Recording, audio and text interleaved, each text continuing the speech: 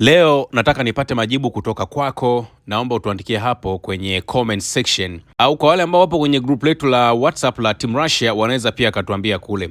Ni kauli gani ambazo ulizisikia kutoka Marekani pamoja na Israel ambazo ulipozisikia tu ukasema Iran imeyakanyaga, lakini kauli hizo ambazo zilitolewa unaona kabisa hazijafua dafu ya aina yeyote ile kutoka kwa Marekani pamoja na Israel ambao walishambulia hiyo Iran. Iran sasa hivi wanafanya mashambulizi ya kimkakati vibaya mno.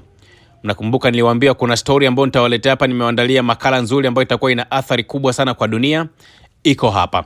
Lakini kabla tuende kwenye story hiyo, naomba niwaambie kitu kimoja. Jeshi la Walinzi wa Mapinduzi ya Kiislamu IRGC limetangaza kuwa katika wimbi lake la 97 la operation ambayo inafahamika kama Ahadi ya Kweli SADC limefanikiwa kushambulia maeneo ya kukusanyika kwa makamanda wa Marekani ambao Iran inawaita magaidi.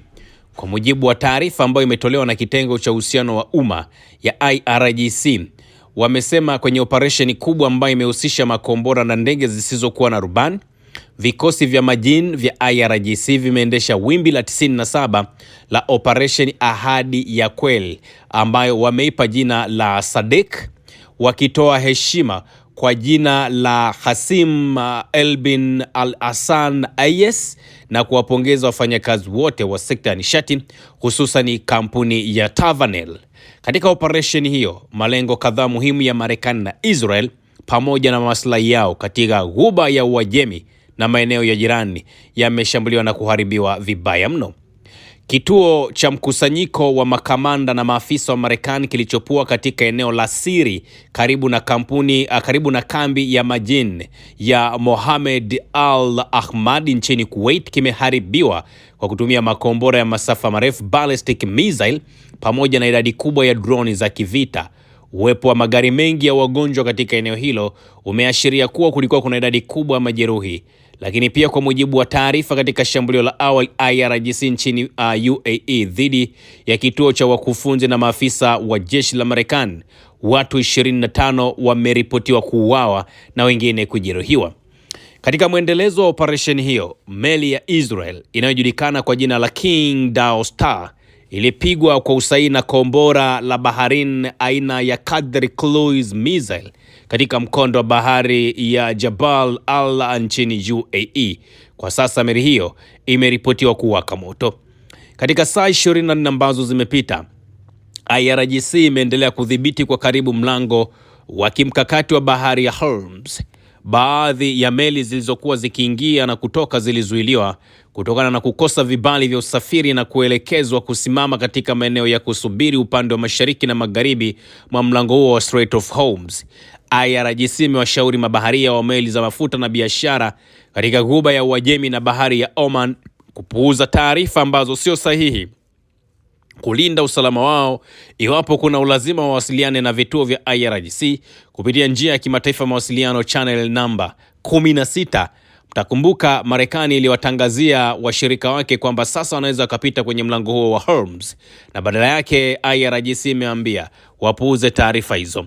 Kwenye mwendelezo wa wimbi hili, eneo la viwanda ambalo linahusishwa na jeshi la Israel katika mji wa Bail al-Shaba umeshambuliwa na vikosi vya anga vya IRGC, ikiwa ni hatua ya kulipiza kisasi dhidi ya vitendo vya Israel vinavyoelezwa kuwa ni vitendo vya kikatili zaidi.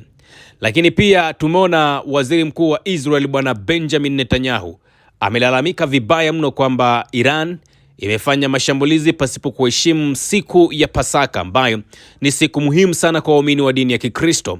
Wairani wamemuuliza Israel, wakati unaanzisha mashambulizi tarehe 28 mwezi wa pili mwaka 2026, haukujua kwamba kuna sikukuu ya Idi ambayo ilikuwa inawahusu watu wa dini ya Kiislamu? Kwa nini ulifanya mashambulizi? Basi na wewe unakutana na malipo ya kile ambacho ulikifanya. Double standard. Sasa niwape hapa ripoti moja ambayo ni ripoti ya maana kabisa, niliwaambia hapa nitawaletea. Bana, Iran wanapigana vita ya akili sana. Niliwaambia sababu za kwa nini Iran wanapigana vita ya akili. Nikasema hawahangaiki na kupigana kwa makombora, sijui wakapigane kwa risasi na nini. Wao wanacheza na maeneo nyeti. Sasa kwa mujibu wa taarifa ambazo zimetolewa, ripoti zinaeleza kwamba kuna tishio kubwa sana ambalo limetangazwa na Iran, ambao wanataka kuharibu nyaya za mawasiliano ya internet ambazo zipo chini ya bahari katika eneo la Bahari Nyekundu. Hatua hii iwapo ikitekelezwa inaweza ikasababisha athari kubwa kabisa katika kasi ya upatikanaji wa huduma za internet katika mataifa mbalimbali duniani.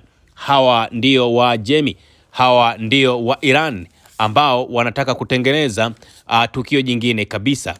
Kimsingi hii itakuwa ni vita ya tatu ya dunia ambayo ipo katika jiko la moto ambalo linachomwa vibaya mno. Iran wakifanya hivi, yani dunia itakumbana na changamoto kubwa sana. Internet zitaharibika, GPS zitakuwa zifanyi kazi tena. Vipi, mtatoboa? Kutokana na kile ambacho Iran wamekitangaza, Iran wanaonekana wako serious kabisa na biashara ya vita.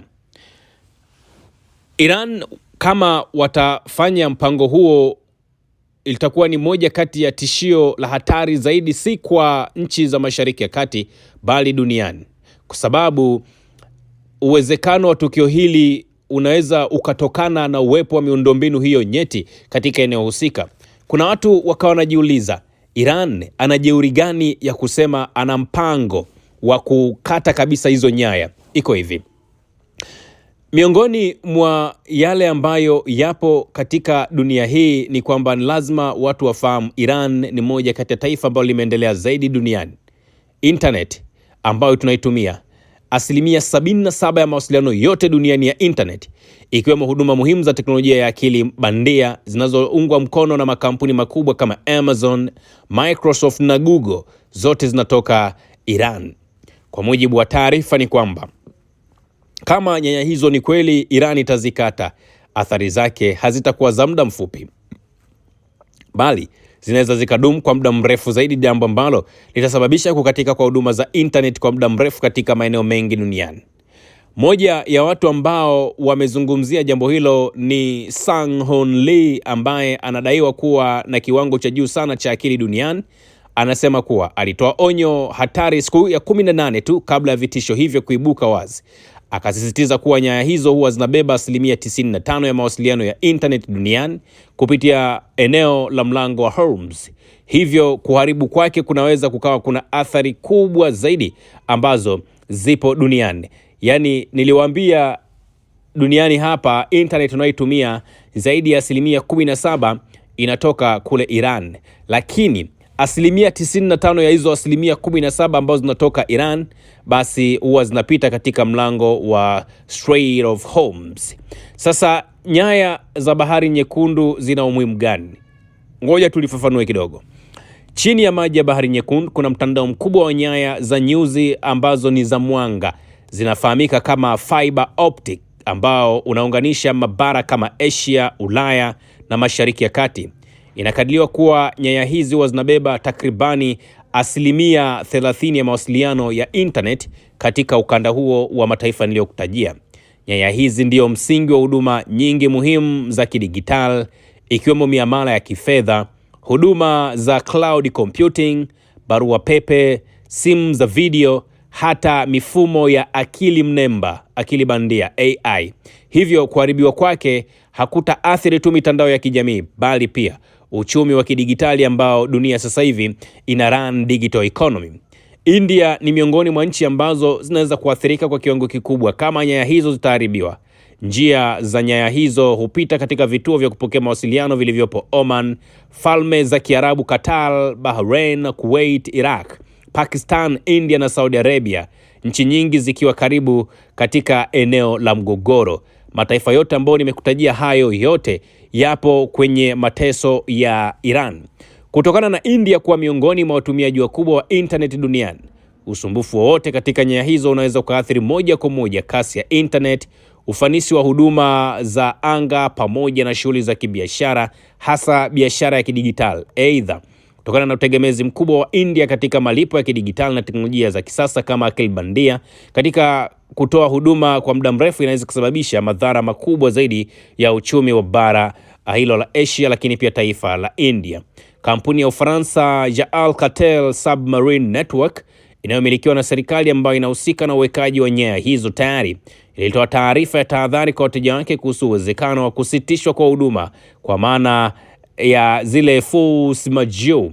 Aidha, wameripoti kuwa meli yake ya usanishaji wa nyaya ambayo inafahamika kama Aili Dembats ilikwama karibu na pwani ya Daman nchini Saudi Arabia. Vilevile kampuni ya Meta imesitisha shughuli zake zinazohusiana na uwekaji wa nyaya za chini ya bahari katika eneo la Ghuba ya Uajemi, hatua ambayo inadhihirisha kuongezeka kwa hatari na taharuki katika sekta hiyo muhimu ya mawasiliano ya kimataifa duniani. Hawa ni Waajemi, hawa ni wa Iran ambao ukisikia stori zinazozungumzwa na Marekani pamoja na Israel unaweza kusema hivi sasa taifa la Iran halipo katika ramani ya ulimwengu. Sema na sisi hapo chini kwenye comment section juu ya hiki ambacho kinapangwa kufanywa na taifa hili la Iran. Usisahau kusubscribe, like na kubonyeza alama ya kengele. Asante.